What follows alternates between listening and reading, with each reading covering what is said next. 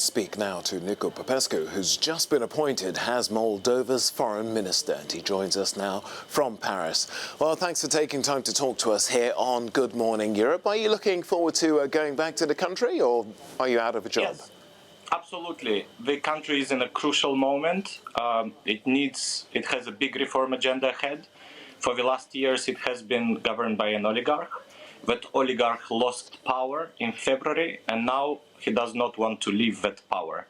As we stand today, a majority of members of parliament and the president of the country appointed a new government whose function is to reform the country and to take it closer to the European Union. But that's not exactly how people on the streets are seeing it, though, is it, right now? Well, if there was a deliberate choice by the new government, by Maia Sandu, not to call people on the street in order to avoid clashes and to make sure there is no violence.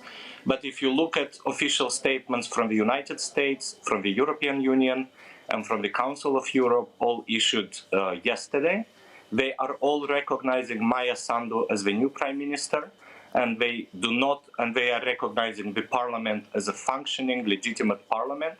And we do not recognize the dissolution of the parliament by Pavel Filip or the Constitutional Court. Moldova has a big problem with the independence of the judiciary. Last year, the European Union suspended financing of Moldova precisely because the court system of Moldova has been considered politicized. This is all in European Union official documents. The EU has been criticizing Moldovan courts for politicization and lack of transparency for several years. And now these courts are in the middle of this crisis. But the important thing is that the new government is supported by a majority of voters. These voters expressed their will in February, and the outgoing government simply does not want to leave power. So do you then believe that the Constitutional Court, in its decision that it made then this weekend?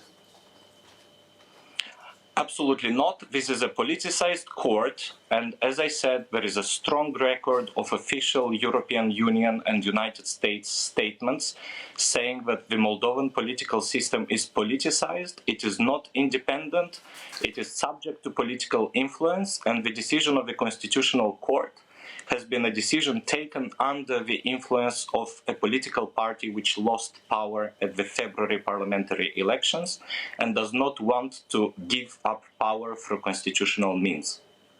Well, you yourself were only appointed on Saturday, so does this mean that you're out of a job now? In what sense? I'm just taking over a new job. I'd say, okay, so you're addressing you as the acting foreign minister. So, is democracy dead in your country, would you say? Absolutely not. Part of the reason why this crisis is happening is that the population and the voters of Moldova do not want to be run by a government that is not supported by a majority of voters. What happened in the last days, pro-Russian and pro-European parties teamed up together in order to save democracy and to make sure that the country is governed according to the democratic rules of the game. The February parliamentary elections have been recognized as free and fair by the OSCE, by the Council of Europe, by the European Union, United States. So if anything, what happens today in Moldova is a sign of the vibrancy of Moldova's democracy and is a sign of the fact that the Moldovan voters do not want to be governed by a party that is supported by a minority of voters, but does not want to leave the government. Now, then?